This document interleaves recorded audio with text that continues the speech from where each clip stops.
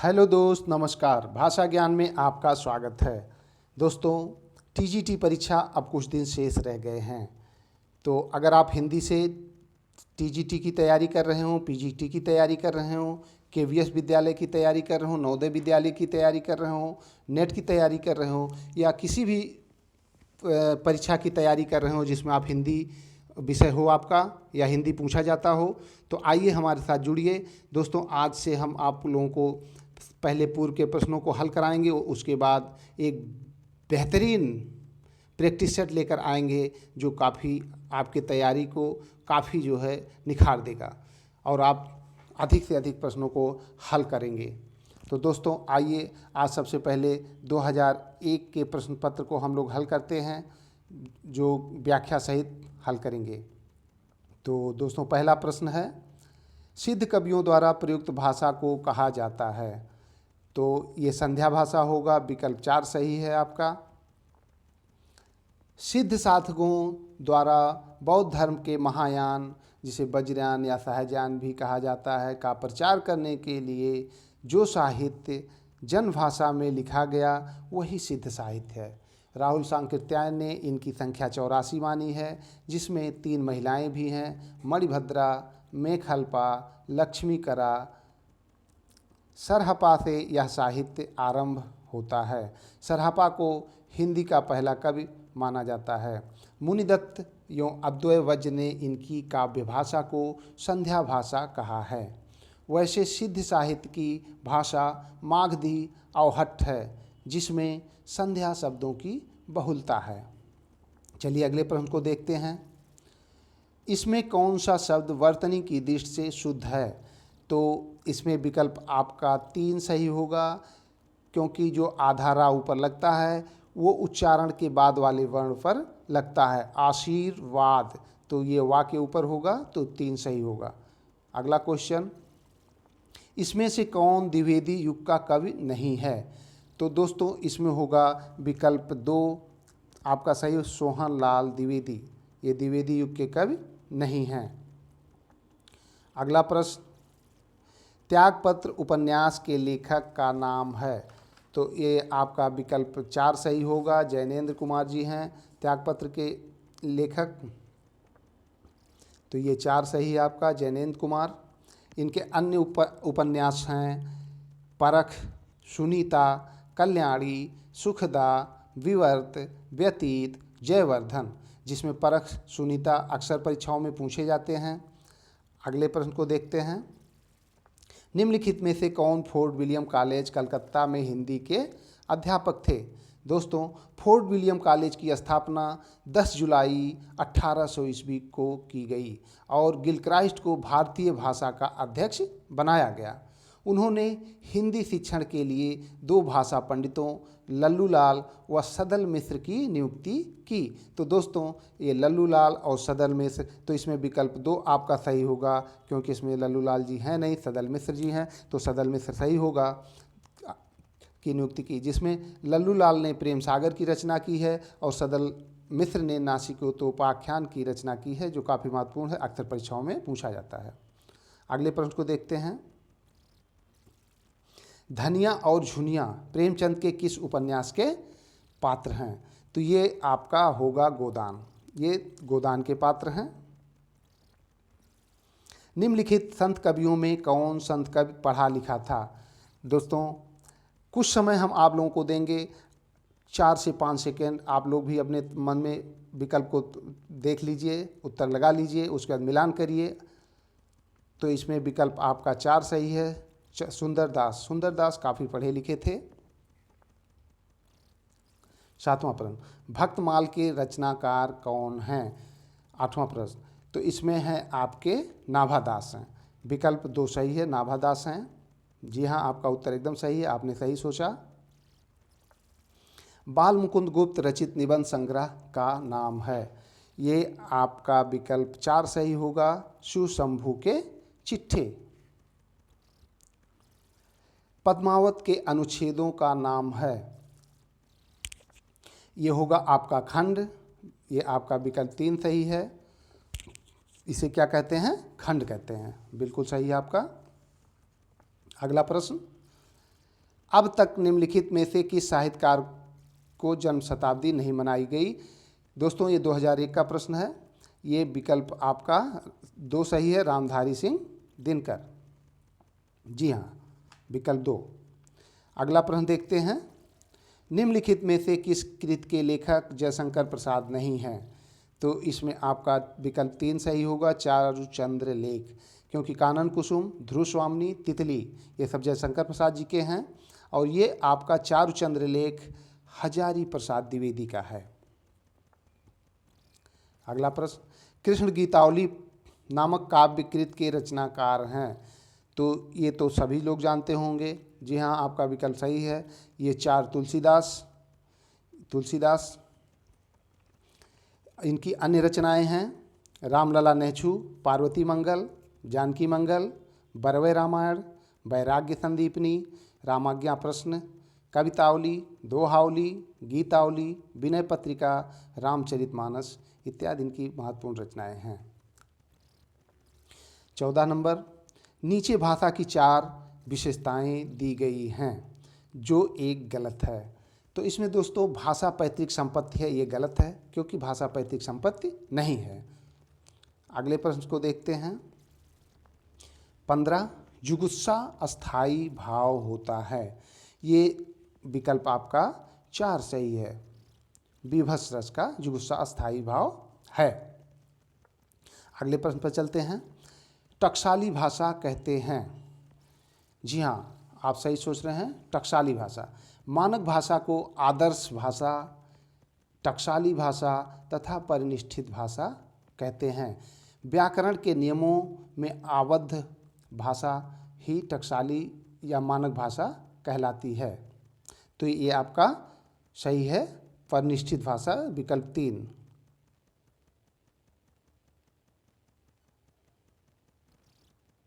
विकल्प 3 सही है। ये 1 दिया है जो एक गलत है, 1 नहीं होगा।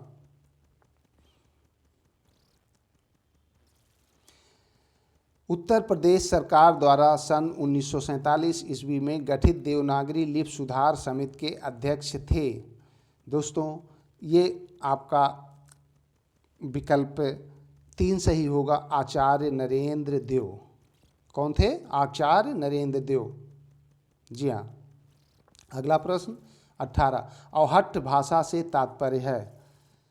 अवहट्ठ भाषा, ये विकल्प आपका ग्रामीण अपभ्रंश होगा। विकल्प ये ग्रामीण अपभ्रंश, थोड़ा देख लेते हैं।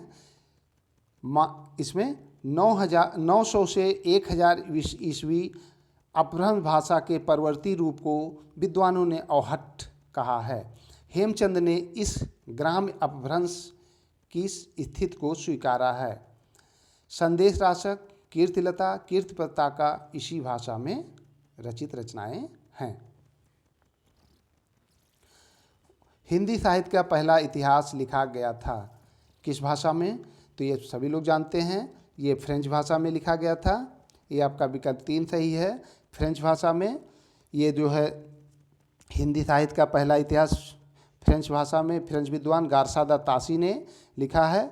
उन्होंने इस्तवार द ला लिटरेचर इंदोए हिंदुस्तानी नामक ग्रंथ की रचना की थी, जिसे हिंदी साहित्य के इतिहास का हिंदी साहित्य के इतिहास का पहला ग्रंथ माना जाता है। अगला प्रश्न, हिंदी का पहला पत्र उदंत मार्तंड की प्रकाशन भूमि क्या है? दोस्तों ये पत्र कलकत्ता से प्रकाशित होती थी। आइए थोड़ा सा इसके बारे में भी जान लेते हैं। हिंदी की प्रथम पत्रिका उदंत मार्तंड 30 मई 1826 ईस्वी को कानपुर निवासी पंडित जुगल किशोर के संपादकत्व में कलकत्ता से प्रकाशित हुआ। 30 मई को इसी के उसमें पत्रकारिता दिवस मनाया जाता है। दोस्तों यह पत्रिका साप्ताहिक थी। अगले प्रश्न को देखते हैं। आधुनिक हिंदी साहित्य के इतिहास में राजा द्वय के नाम से विख्यात 2 रचनाकार हैं। तो इसमें दोस्तों दोनों हैं, राजा लक्ष्मण सिंह और राजा शिव प्रसाद सितारे हिंद। तो इसमें विकल्प आपका 3 सही है। 22 देखते हैं। अनाम दास का पोथा शीर्षक उपन्यास के लेखक कौन हैं? तो दोस्तों ये अनामदास का पोथा, ये हजारी प्रसाद द्विवेदी का है। इनकी अन्य जो है औपन्यासिक कृतियाँ बाण भट्ट की आत्मकथा, चारुचंद्र लेख, पुनर्नवा भी काफ़ी महत्वपूर्ण है। 23वां, आचार्य महावीर प्रसाद द्विवेदी द्वारा सरस्वती पत्रिका का संपादन भार ग्रहण किया गया था। तो दोस्तों ये किया गया था 1903 ईस्वी में। थोड़ा देख लेते हैं सरस्वती के बारे में भी। सरस्वती पत्रिका 1900 प्रथमतः काशी से, बाद में इलाहाबाद से प्रकाशित होने लगी। 1903 में महावीर प्रसाद द्विवेदी संपादक बने। नीला चाँद उपन्यास। दोस्तों नीला चाँद उपन्यास के लेखक, तो इसमें से वो जिनका है उनका नाम ही नहीं है इसमें, तो ये विकल्प आपका 4 सही होगा, क्योंकि ये जो है नीला चाँद शिव प्रसाद सिंह का है, जो विकल्प में है ही नहीं। जी हाँ, इनकी अन्य उपन्यास हैं गली आगे मूर्ति है, अलग अलग बैतरणी, नीला चाँद। नीला चाँद अक्सर परीक्षाओं में पूछा जाता है।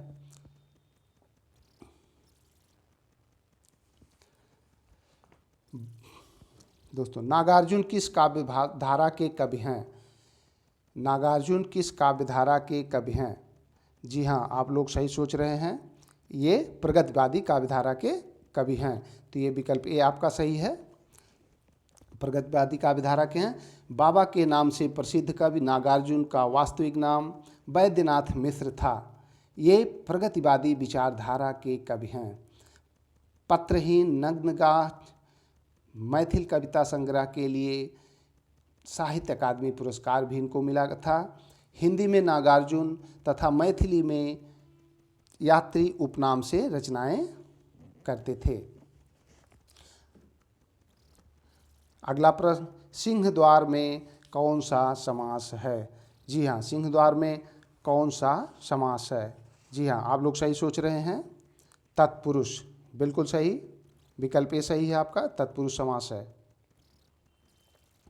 अपनी केवल धार काव्य संकलन के रचनाकार कौन हैं? जी हाँ, ये चौथा विकल्प सही है, अरुण कमल हैं। राहुल सांकृत्यायन की आत्मकथा का नाम क्या है? तो इसमें आपका विकल्प 2 सही है, मेरी जीवन यात्रा, एकदम सही है। मेरी जीवन यात्रा शीर्षक से इन्होंने 5 खंडों में अपनी आत्मकथा को प्रकाशित किया था। जी हाँ, अगला देखते हैं, तो ये आपका सही है, मेरी जीवन यात्रा 2। प्रेमचंद की मृत्यु हुई थी। जी हाँ, प्रेमचंद की मृत्यु सही सोच रहे हैं आप लोग, 1936 में। ये विकल्प आपका सही है। अगला प्रश्न देखते हैं, अपने जीवन काल में सिर्फ 3 कहानियों की रचना कर हिंदी कथा साहित्य में अपनी अमिट पहचान बना लेने वाले रचनाकार। जी हाँ, सही सोच रहे हैं आप, ये हैं आपके चंद्रधर शर्मा गुलेरी। जी हाँ, इन्होंने 3 कहानियों की रचना की थी। उसने कहा था, बुद्धू का कांटा, सुखमय जीवन, और इन्हीं 3 कहानियों से इन्होंने एक अपनी अमिट पहचान बना ली। तो इसमें विकल्प आपका 2 सही है। अगला प्रश्न, हिंदी साहित्य में मार्क्सवादी चेतना की अभिव्यक्ति जिस काव्य धारा में देखने को मिलती है उस धारा को कहा जाता है? जी हाँ, ये आपका होगा प्रगतिवादी, विकल्प ए आपका सही है। ये मार्क्सवादी विचारधारा से काफ़ी प्रभावित थे। दोस्तों, प्रगतिवाद मार्क्सवाद का साहित्यिक संस्करण है, अर्थात राजनीति में जो मार्क्सवाद है वही काव्य में प्रगतिवाद है। ये 1935 के बाद। इसमें के प्रमुख कवि हैं नागार्जुन, केदारनाथ अग्रवाल, शिवमंगल सिंह सुमन, गजानन माधव, मुक्तिबोध। आगे चलते हैं, दिनकर की कौन सी काव्यकृत भीष्म पितामह एवं धर्मराज के संवाद पर आधारित संवाद के रूप में रचित है? तो ये आपका विकल्प 2 सही है, कुरुक्षेत्र, जिसमें भीष्म पितामह और धर्मराज के संवाद के रूप में रचित यह पुस्तक है कुरुक्षेत्र।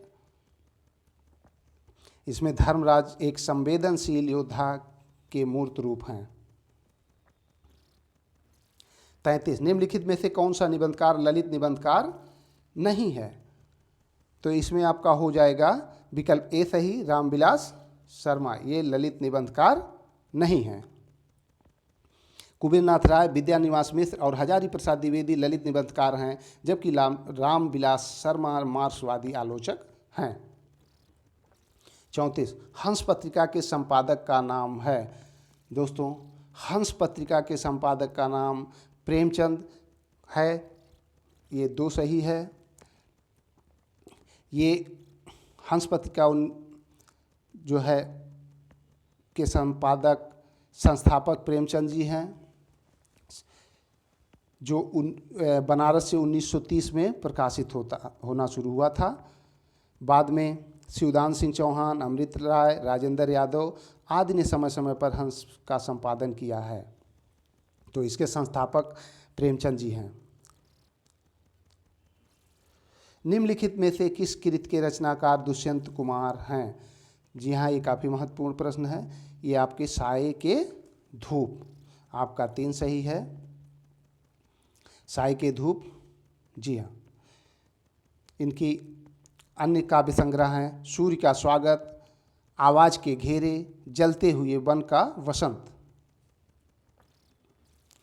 निम्नलिखित में से कौन नवगीत के प्रसिद्ध नायक हैं? तो इसमें आपका विकल्प ए है, वीरेंद्र मिश्र। जी हाँ, नई कविता, नई कहानी और नई आलोचना के समान ही 1948-50 के मध्य नवगीत लेखन की परंपरा भी प्रकाश में आई थी। निम्नलिखित में से कौन सा उपन्यासकार एक आंचलिक उपन्यासकार है सर? तो इसमें 37 में आपका होगा आंचलिक उपन्यासकार इसमें से कौन सा है?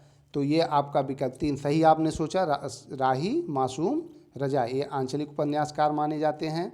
इनके द्वारा लिखित अन्य उपन्यास हैं टोपी शुक्ला, ओश की बूंद, सीन 75 अर्थात मतलब सीन 75, हिम्मत जौनपुरी, दिल एक सादा कागज। प्रेमचंद की कौन सी कृति अंग्रेजों द्वारा जब्त कर ली गई थी? दोस्तों, ये कई बार पूछा गया है, आप लोग सही आकलन कर रहे हैं। ये विकल्प 2 सही है।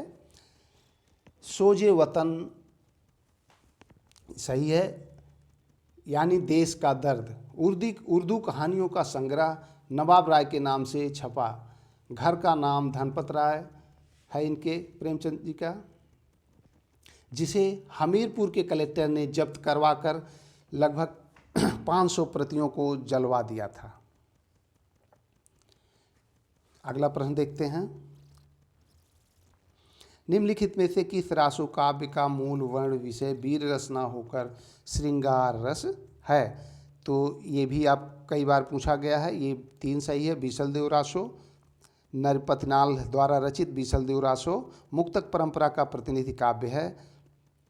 बीसलदेव रासो वस्तुतः प्रेमाख्यानक परंपरा की कोटि में आता है। ये इसका जो है प्रमुख रस श्रृंगार रस है।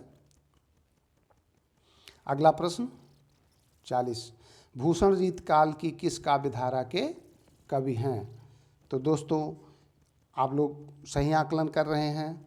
ये रीतिबद्ध काव्य धारा के हैं भूषण, विकल्प ए सही है, ये रीतिबद्ध के हैं। अगला प्रश्न, निम्नलिखित में से मोहन राकेश लिखित एक नाटक है? दोस्तों, ये आपका विकल्प 4 सही है, लहरों के राजहंस। ये 4 सही है, लहरों के राजहंस। जी हाँ, ये विकल्प 4 सही है। आगे चलते हैं।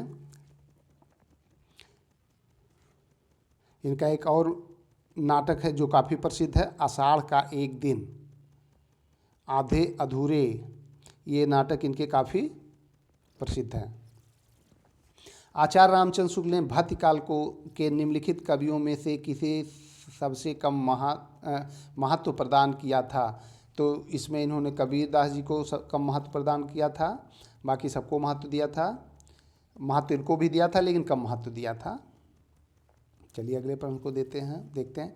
हिंदी साहित्य में सरदार पूर्ण सिंह की ख्याति किस रूप में है?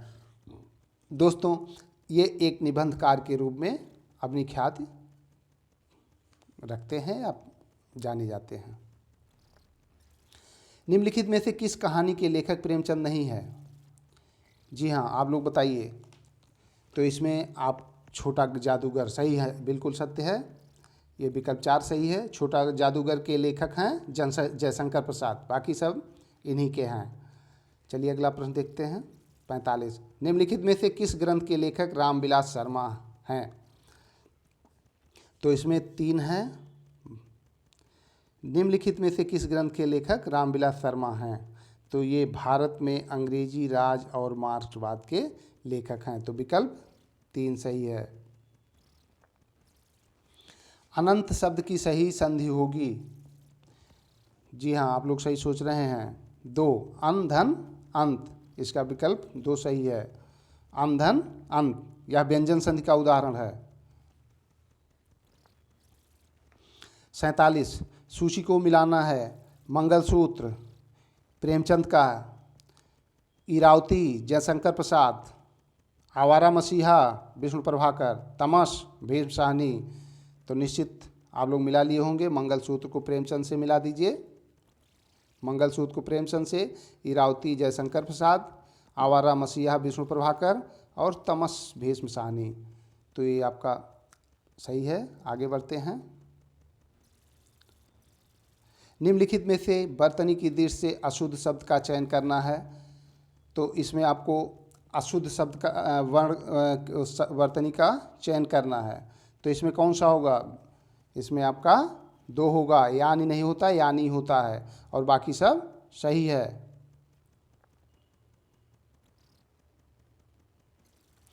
मात्रा क्रम की दृष्टि से दोहा के ठीक विपरीत पड़ने वाला छंद। तो इसमें आपका क्या होगा? 3, सोरठा। दोहा के का उल्टा सोरठा होता है। दोहा में 13-11, 13-11 और सोरठा में 11-13, 11-13 मात्राएं होती हैं। तो ये आपका सोरठा सही है। दोहा के विपरीत सोरठा, 3 सही है। निम्नलिखित में से अष्टछाप के अंतर्गत न पड़ने वाले कवि का नाम है।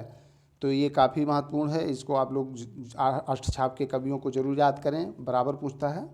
तो ये आपका कौन सा सही है? 2 सही है। सुंदरदास, सुंदरदास अष्टछाप के कवियों में नहीं है। ये संत परंपरा के कवि हैं। अभी पीछे पूछा भी गया है कि ये सबसे अधिक शिक्षित थे। वल्लभाचार्य के पुत्र गोस्वामी विठलनाथ ने अष्टछाप की स्थापना की थी। अष्टछाप के कवि कुंभन दास, सूरदास, परमानंद दास, कृष्णदास, ये सभी 4 वल्लभाचार्य के शिष्य थे। शेष 4 गोविंद स्वामी, नंददास, शीत स्वामी, चतुर्भुज दास, सभी गोस्वामी विठलनाथ के शिष्य थे। खड़ी बोली हिंदी का प्रथम महाकाव्य है। तो दोस्तों ये सही आप सोच रहे हैं। प्रिय प्रवास खड़ी बोली हिंदी का प्रथम महाकाव्य माना जाता है। सही है। यह हरिऔध जी की है, अयोध्या सिंह उपाध्याय हरिऔध की है। हारे को हरिनाम शीर्षक काव्य ग्रंथ के रचनाकार हैं। ये रामधारी सिंह दिनकर की है। विकल्प 2 सही है। किस काव्यकृत पर अज्ञेय को ज्ञानपीठ पुरस्कार मिला? तो ये आप सही सोच रहे हैं। विकल्प 2, कितनी नावों में कितनी बार, इसी पे इनको ज्ञानपीठ पुरस्कार मिला था।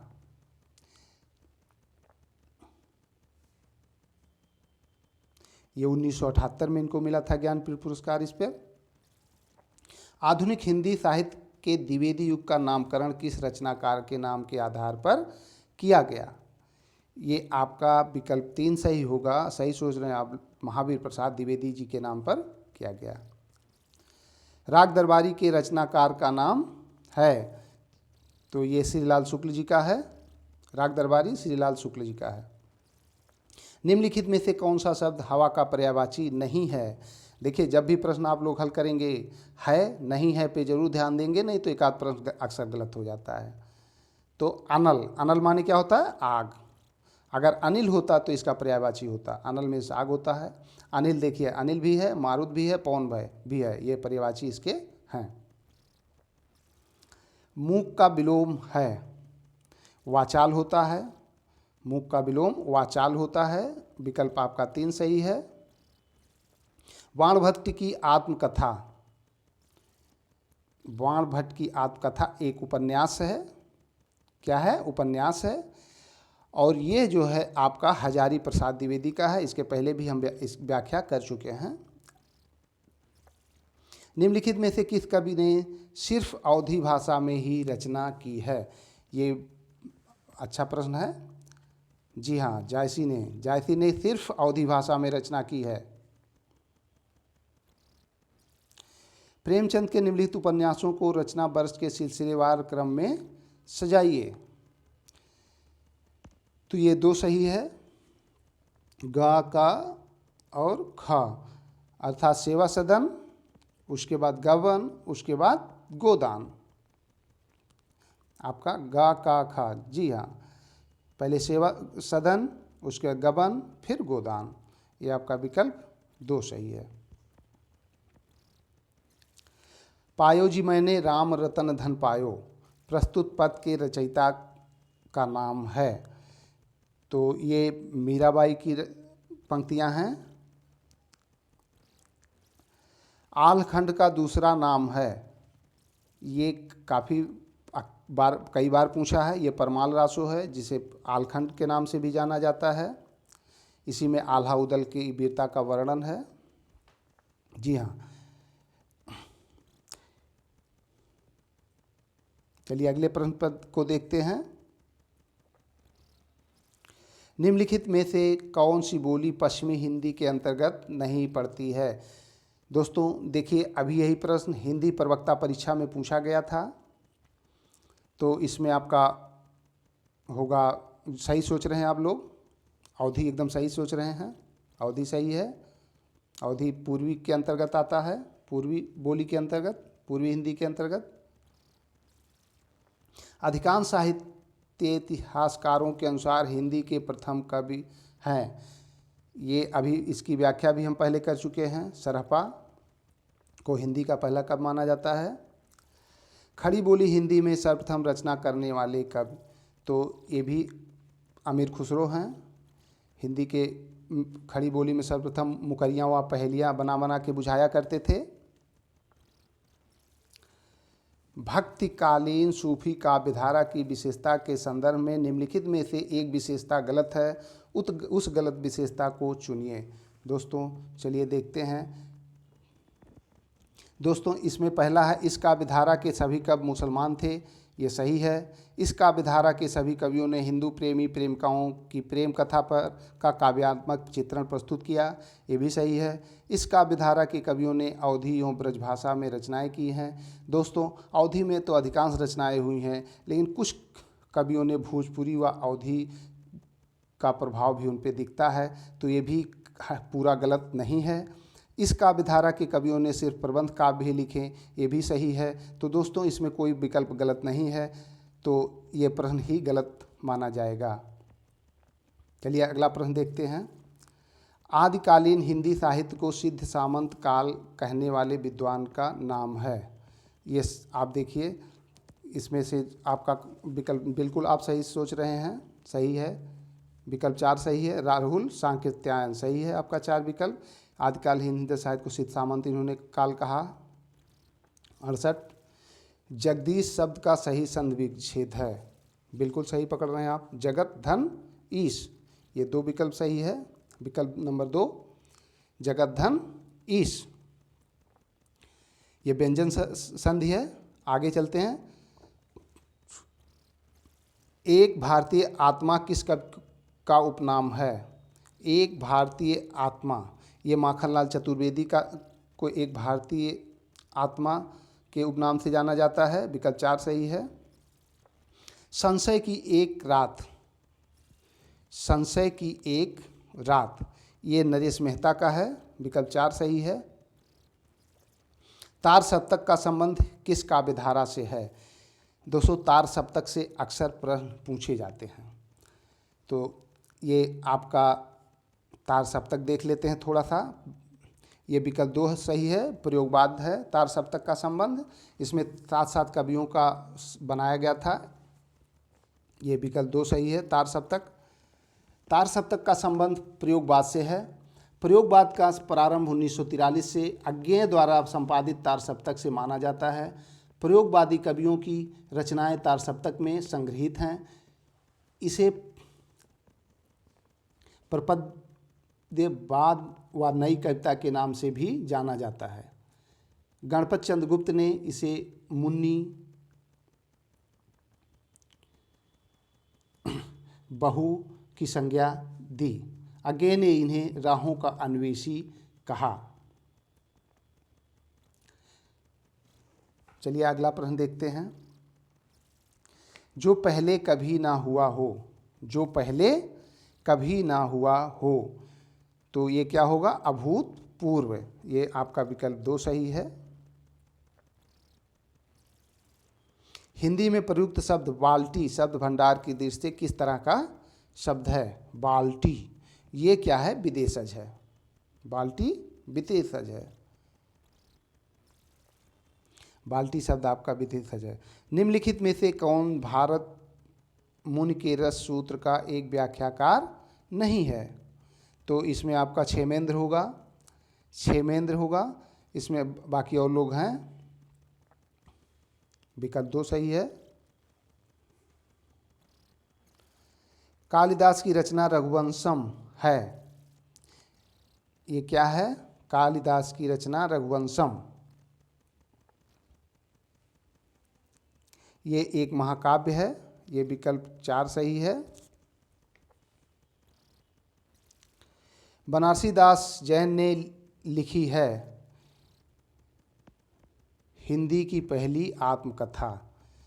ये हिंदी में आत्मकथा विधा का आरंभ बनारसी दास जैन की पद्यात्मक रचना अर्धकथानक से होता है। अर्थात बनारसी दास जैन ने हिंदी की पहली आत्मकथा लिखी। तो ये विकल्प आपका 2 सही है। अब अगला प्रश्न देखते हैं। जिस काव्य पंक्ति में प्रयुक्त किसी एक ही शब्द के एक से अधिक अर्थ हों, उस पंक्ति में अलंकार होता है। तो दोस्तों ये श्लेष अलंकार होता है। जहाँ एक ही शब्द के कई अर्थ होते हैं, श्लेष में चिपका होता है, तो ये श्लेष अलंकार होगा। आचार्य रामचंद्र शुक्ल ने किस कवि को कठिन काव्य का प्रेत कहा? तो ये आपका केशव हो जाएगा। क्या हो जाएगा? केशव। जी हाँ, आपका केशव विकल्प 2 सही है। तो अगला प्रश्न, वाक्यम रसात्मकम काव्यम, वाक्यम रसात्मकम काव्यम, तो इसमें कौन सा विकल्प सही होगा? 4, आचार्य विश्वनाथ का ये वाक्यम रसात्मकम काव्यम। रसों के संचारी भावों की कुल संख्या होती है, तो ये 33 होती है। ये आपका 3 सही है। संक्षिप्त के किस कवि को एको रसः करुण यो कहकर करुण रस को रासराज घोषित किया गया है? तो ये आपका 2 सही है। भवभूति को 2 सही है। भवभूति। परमाल रासो काव्यकृत के कवि का नाम है। इसके पहले इसकी व्याख्या भी हो चुकी है। ये आपका जगनिक है। परमाल रासो जगनिक। पितृ शब्द के प्रथमा बहुवचन का रूप है। तो दोस्तों पिता, पितरो, पितरः, तो निश्चित है 3 सही है, क्योंकि प्रथमा का बहुवचन पूछा है। नीलोत्पल शब्द में समास है, तो ये आपका कर्मधारय होगा। 3 सही है, क्योंकि इसमें विशेषण विशेष और विशेष विशेषण का वो होता है, तो ये कर्मधारय सही है। निम्नलिखित में से स्त्रीलिंग शब्द को चुनिए। अगला प्रश्न है, निम्नलिखित में से स्त्रीलिंग शब्द को चुनिए। दोस्तों तो इसमें विकल्प 2 सही है। संध्या हो गई। ऐसे जब हम प्रयोग करेंगे, धावा बोला, धुआं फैल गया, भत्ता मिला, तो दोस्तों ये सब पुल्लिंग है। बाकी संध्या हो गई, ये स्त्रीलिंग है, तो विकल्प 2 सही है। तो निश्चित है दोस्तों, आप हमारे चैनल को अगर सब्सक्राइब नहीं किए तो सब्सक्राइब करिए, जिससे हम जो भी वीडियो डालें आप, और घंटी का बेल वो दबा दें, बेल आइकन, जिससे आपके पास हम जो भी वीडियो डालें जल्द से जल्द पहुंच जाए। धन्यवाद।